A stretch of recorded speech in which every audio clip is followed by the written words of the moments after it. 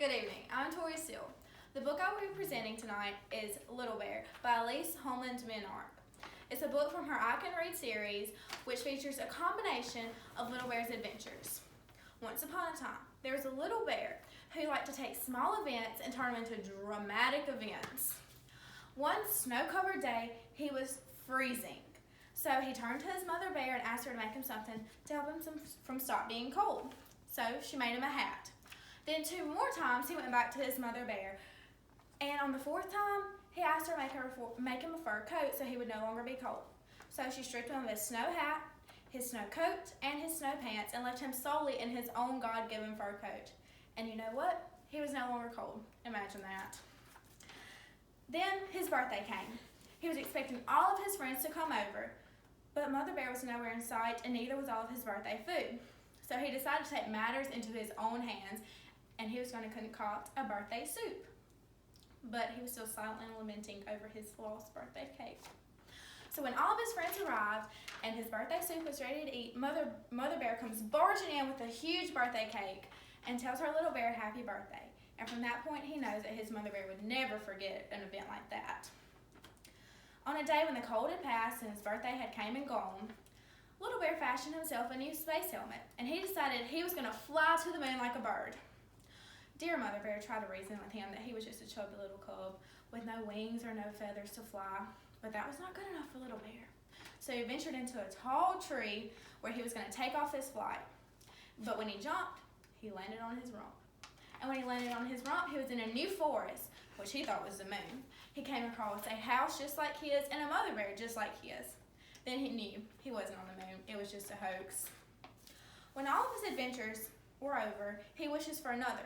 But all of his dreams are too outlandish. So Mother Bear kills them all, and he instead requests just a story from her.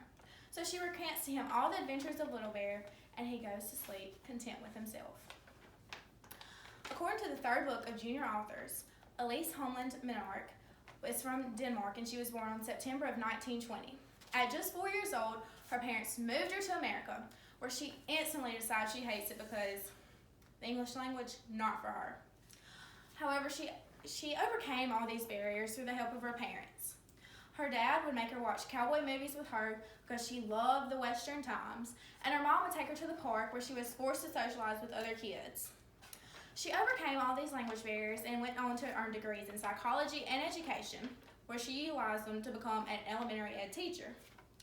In her teaching career, she was surrounded by reading, of course.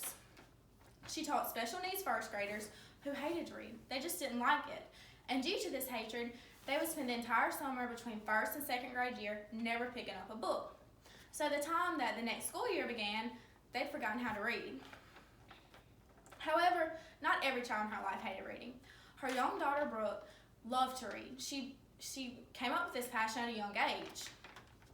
And one day, while she was guarding her true passion, she began to think. She made a contrast between her daughter and her students. And she made the metaphorical realization that her students were like the plant she was tending to. They just needed special care to fully blossom. With this realization, she came up with a solution to the problem her 1st grade students were facing. She took her many storybooks to a publisher who instantly loved the Little Bear and her I Can Read series, loved the whole concept behind it. So the publisher realized how Elise could take an average children's book and turn it into an actual story that young minds could still comprehend. Her many books went on to help not only her students, but children across the nation love to read. Little Bear was not so little after all. Thank you.